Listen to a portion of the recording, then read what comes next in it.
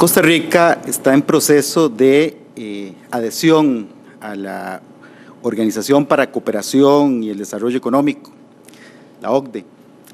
El 8 de julio de 2015, los 34 países que conforman la OCDE aprobaron la hoja de ruta para la incorporación de Costa Rica a la OCDE y le correspondió al MEIC, al Ministerio de Economía, Industria y Comercio, trabajar sobre protección al consumidor financiero.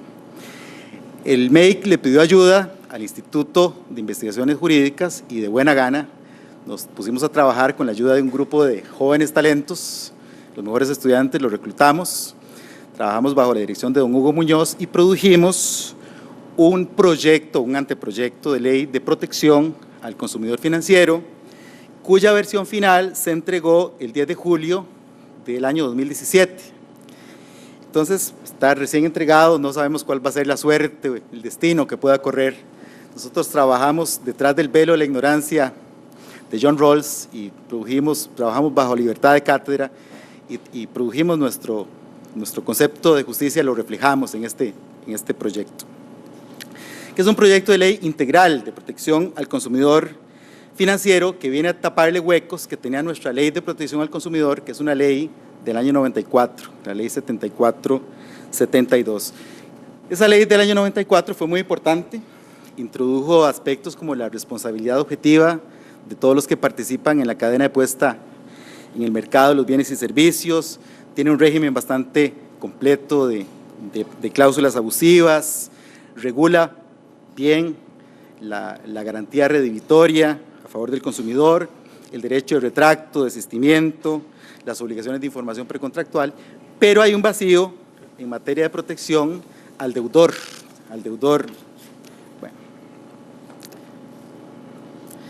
Bueno, el alcance de este proyecto es regular a las entidades ya reguladas, a los bancos, pero también que alcance a las entidades no reguladas, los préstamos no bancarios, lo que llamamos nosotros los préstamos de poste o conocidos popularmente como las garroteras, y también a los comerciantes financistas, ¿verdad?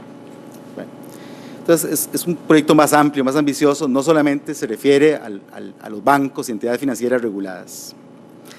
Voy a, en los próximos minutos, exponer de manera fragmentaria y si se quiere desordenada algunas de las normas que se han propuesto en este proyecto y someterlas a la consideración de ustedes. Cuando lo elaboramos, hicimos un poco de derecho comparado, estuvimos examinando unos países de Latinoamérica, de Europa, hasta Malasia, comparamos y produjimos algunas normas, entre ellas las siguientes que vamos a comentarles, y entonces quisiera después escuchar sus opiniones sobre ellas. Esta primera es un derecho facultativo de dación en pago. Los contratos de crédito al consumo para vivienda, el consumidor financiero podrá facultativamente dar en pago al acreedor el bien hipotecado o un derecho sobre este por la suma que resulte mayor entre el avalúo o el valor venal del inmueble a la fecha de la dación en pago. El problema en Costa Rica es que en la ley de cobro judicial hay 3 remates que se señalan con poquitos días de distancia. El primer remate se hace por la base contractual o el avalúo si no hay base contractual. El segundo remate se hace por la base menos el 25%. Y en el tercer remate, el ejecutante se tiene que adjudicar obligatoriamente por el 25% de la base original. Es una especie de pacto comisorio obligatorio. Entonces, el problema es que ese 25%, a la hora de imputarlo, se imputa primero a gastos de ejecución, luego a intereses, y si queda algo, se imputa a capital. Y el resultado práctico es que el deudor pierde su casa y se queda con la deuda. Entonces el acreedor liquida el saldo descubierto y le agrede el resto de su patrimonio. Y además queda ese deudor estigmatizado, o sea, nunca va a salir de esa deuda. Entonces no tiene derecho a, lo que decía Daniel, del derecho a fracasar, el derecho a empezar de nuevo. Es un deudor que ya quedó sin casa y manchado para siempre, ya quedó excluido del sistema financiero. Entonces, pensamos en un instrumento que le permitiera a ese deudor en crisis por lo menos dejar pagada su obligación. Entonces, si ya no puede pagar, que tome su bien y lo dé. Es un derecho facultativo, o sea, no es un pacto comisorio, porque no lo puede exigir el acreedor. Es una facultad que tendría el deudor de dar el bien en pago y por lo menos quedar con la deuda saldada. Ahora, si el valor es mayor al saldo debido, tendría un derecho a un reembolso del superfluo, del excedente. Entonces, ahí está una primera idea en el contrato de crédito para vivienda. La segunda norma que quería presentarles les va a parecer muy familiar a nuestros queridos invitados profesores de la Argentina, porque pues, nos atrevimos a hacer un pequeño plagio de su Código Civil y le tomamos en préstamo el concepto de conexidad contractual. Es el derecho que tiene el deudor de vivienda de conectar el contrato de venta y de construcción con el contrato financiero. Es el deudor que compró un bien que presenta vicios constructivos y que en un momento dado la casa se declara inhabitable y entonces tiene que optar entre alquilar otra casa, pasarse a otra casa y dejar de pagar la deuda bancaria y se la rematan, o quedarse viviendo bajo una casa inhabitable. De hecho, estoy llevando un caso como este, como abogado. Los bancos suelen escudarse detrás de la relatividad contractual. Si no me paga, entonces le remato la casa. Entonces la persona está atrapada, no tiene qué hacer, ya no tiene más capacidad de pago, ¿verdad? Ya no puede financiarse más. ¿Qué puede hacer? Bueno, lo único que se nos ocurre es que él pueda conectar los dos contratos y oponerle al financista excepciones derivadas del contrato de construcción o del contrato de venta inmobiliaria. Porque en realidad, por lo general, el banco coopera y entra en una especie de aventura común con el desarrollador para colocar cada cual su producto. El desarrollador vende su casa y el banco coloca los recursos financieros. Entonces el consumidor es el destinatario final de dos cadenas de puestas en el mercado, de una cosa y del servicio financiero, ¿verdad? Nos parece que sería justo que se puedan conectar y creo que se crea un incentivo coherente a que el banco no desembolse hasta que no se asegure que la obra ha llegado a un estado de desarrollo real.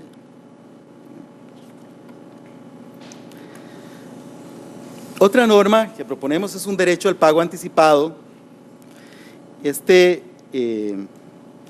derecho facultativo a pagar anticipadamente la deuda existe en Costa Rica, pero solamente en los préstamos bancarios. Es una lex specialis que está regulada en el artículo 70 de la Ley Orgánica del Sistema Bancario Nacional.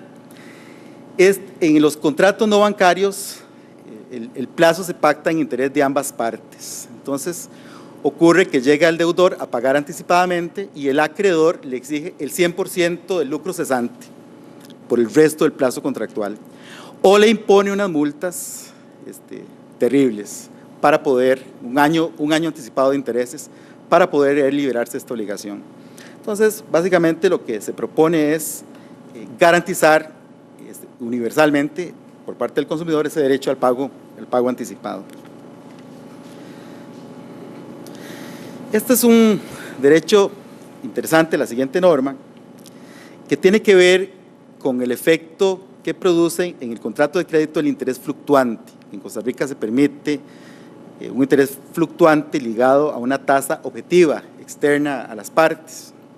Entonces, la norma lo que dice, si por virtud de la aplicación de una cláusula de interés fluctuante la nueva cuota excede del umbral de capacidad de pago del deudor en un contrato de crédito al consumo, el deudor tiene derecho a que se mantenga la cuota y se prorrogue el plazo. Esta norma tiene una norma hermana, que es esta,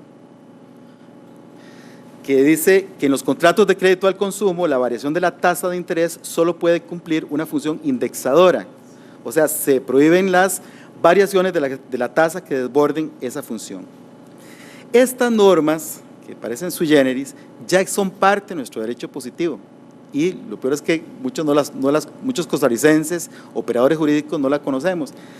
Estos principios ya los había establecido nuestra Sala Constitucional desde una sentencia del año 93, la sentencia 6515 del año 93, que ha sido reiterada, que nunca ha sido revocada y que tiene fuerza vinculante erga omnes. En Costa Rica, los precedentes de la Sala Constitucional tienen fuerza vinculante erga omnes. Entonces, lo que estamos proponiendo es simplemente cristalizar en el derecho positivo lo que ya es parte por vía de un precedente jurisprudencial. Entonces, hay tres principios que derivan de esa sentencia, que se desprenden de estas normas, que es un principio de no modificación unilateral, ¿verdad? El banco no puede modificar la tasa de interés a voluntad para ganar más, o sea, tiene que depender de una tasa externa. Hay un principio de indexación o de conservación del valor y equilibrio del contrato, o sea, la fluctuación solo puede tener una función indexadora, no puede servir para que el acreedor gane más. Y luego está el principio de respeto a la correlación ingresos-deuda. O sea, si por virtud de la fluctuación del interés ya el deudor no puede pagar, pues tiene un derecho a que se le mantenga la cuota y se le prorrogue el plazo. Ese derecho ya existe garantizado en esa sentencia de la Sala Constitucional. Naturalmente los banqueros no han estado muy interesados en que se conozca este precedente, pero ahí está y es parte de nuestro derecho positivo. Otra norma que introducimos, bueno, es la prohibición del anatocismo en la tarjeta de crédito. Ya está prohibido el anatocismo en el Código de Comercio, en el artículo 505. Sin embargo, los emisores de tarjeta de crédito no le tienen ningún respeto a esta prohibición. Eso significa que cada mes, al final del mes, suman los intereses al capital, forman un saldo deudor y el siguiente mes ese saldo deudor comienza a generar nuevos intereses. Por eso es que el deudor de la tarjeta de crédito nunca se puede liberar si lo que tiene es un interés compuesto en crecimiento exponencial. Entonces, bueno, las mismas razones que llevaron a prohibir el anatocismo en el préstamo mercantil corriente, pues con mayor razón operan en los financiamientos al consumidor en la tarjeta de crédito.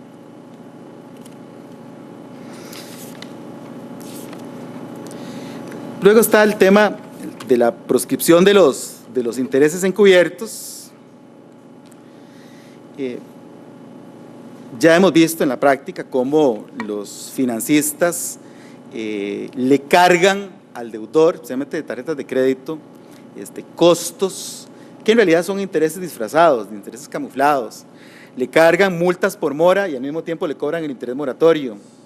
Le cargan, le trasladan gastos que son propios de la estructura interna de costos del acreedor como gastos de cobranza. Esos gastos de cobranza deberían estar pagados por interés corriente, pero no, ellos se lo quieren trasladar a su contraparte. Le cargan comisiones sin haber realizado ninguna labor de intermediación financiera adicional, digamos, son obligaciones sin causa, carentes de causa, y sobre todo le cargan una cosa que es impresionante, primas de seguros putativos, ¿sí? Coberturas de seguros de pólizas que no existen. Dice el emisor de tarjetas que va amasando un capital y que él mismo cumple esa función aseguradora. En realidad, esto es algo inaudito y entonces se plantea, siguiendo el concepto francés, una tasa de interés global que debe incluir todos los cargos y se prohíbe cualquier interés encubierto. Y entonces, desde luego, todo esto queda sujeto a las normas de orden público sobre abuso en la tasa de interés.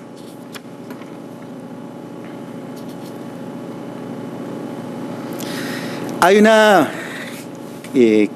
norma que se propone de prohibición de tasas piso. Esto, ahora que veo a nuestro profesor de Derecho Mercantil, don Fernando Mora, bueno, precisamente esta norma viene inspirada en un laudo que estudiamos de la Cámara de Comercio. Don Fernando fue parte de ese tribunal arbitral y sentaron un precedente muy interesante en contra de los bancos, ¿verdad? Cuando los bancos hacen contratos con tasa de interés fluctuante y se aseguran de poner ellos una tasa piso que les asegura una ganancia mínima, y a veces ponen una tasa techo o no la ponen del todo, o ponen una tasa techo, pero está a 20 metros de altura, entonces no va a proteger en nada al consumidor. Entonces, esto es ciertamente una práctica abusiva, y entonces, bueno, lo que estamos buscando es que se reparta equitativamente el riesgo de fluctuación de la tasa de interés de referencia.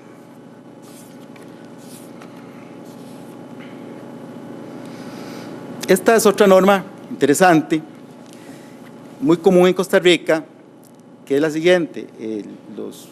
Bueno, estamos proponiendo prohibir el incremento de la tasa de interés por reclasificación del deudor. Se acostumbra por los bancos establecer una cláusula de que si el deudor incumple, lo reclasifican. Ya no es un deudor A, sino es B o C, y esta reclasificación implica un incremento de la tasa de interés. El problema es que en esta reclasificación intervienen factores discrecionales y subjetivos, y entonces, pues esto es un instrumento para que los bancos modifiquen unilateralmente la tasa de interés. Simplemente reclasifican masivamente una cartera y suben la tasa y ya ganan más. Eso es una modificación ilegal de la tasa de interés. Otra es la prohibición de cláusulas arbitrales abusivas. A pesar del principio sagrado en el arbitraje de la autocompetencia, se encuentran contratos de crédito con cláusulas abusivas donde ya está predeterminado quién va a ganar el arbitraje. Por ejemplo, en un fideicomiso de garantía se dice que cada parte elige un árbitro. Son 3 árbitros, cada parte elige un árbitro. El deudor fideicomitente elige un árbitro. El acreedor fideicomisario elige otro árbitro. Y el fiduciario elige el tercer árbitro, el dirimente. Pues ya se sabe de antemano cómo va a quedar ese arbitraje, va a quedar 2-1. Porque el fiduciario tiene como cliente favorito al banco.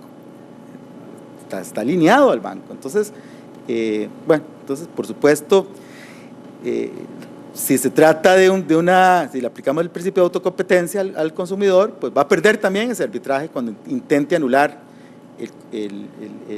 esa cláusula arbitral. Entonces, bueno, nos atrevemos a sacrificar ese principio en este ámbito para que el consumidor pueda acudir ante su juez natural y pedirle que intervenga y anule, si es del caso, la cláusula arbitral abusiva. Hay una norma de prohibición de sobregarantización. Bueno, esos son los casos donde un acreedor monopoliza todo el patrimonio del deudor, todo lo pone en un fideicomiso de garantía. Ese patrimonio vale 2, 3, 4, 5 veces el valor del débito, y entonces el deudor quedó paralizado. Y el acreedor se asegura de no tener competidores. Por lo menos en la hipoteca, el deudor puede poner un segundo o tercer grado, pero en el fideicomiso de garantía no. Ya está monopolizada esa garantía. Entonces, nos parece que esa sobregarantización es una práctica abusiva que debe ser restringida en el ámbito del consumo. Esta es la penúltima norma que quería exponerles, es la declaración de oficio de abusividad y nulidad, no solamente de cláusulas abusivas, sino también de esquemas negociales. A veces el abuso no está en una cláusula aislada, sino en la estructura jurídica de un negocio. Entonces, lo que proponemos es que el juez o el árbitro, el adjudicador, cualquiera, pues puede ejercer su derecho a declararla de oficio. Esto ya está en el Código Civil. Nuestro Código Civil desde el siglo XIX dice que los jueces pueden declarar de oficio la nulidad absoluta si consta en autos, pero en la práctica no ocurre. Los jueces son muy respetuosos del principio de congruencia, entonces se mezcla esta norma con el principio procesal de congruencia y entonces no declaran lo que no les han pedido. Pero nos parece que en el ámbito del consumo el adjudicador tiene el deber, y aquí lo pusimos como la facultad y el deber de declarar de oficio o a petición de parte esa abusividad. Tan pronto lo detecten. Por supuesto, ahí ponemos un debido proceso para que pueda el interesado defenderse si es del caso. Sí, porque si el consumidor al momento de contratar no detectó la cláusula abusiva, pues es de suponer que esa asimetría de poder se va a mantener durante la ejecución del contrato, entonces no la va a detectar tampoco a la hora de tratar de defenderse.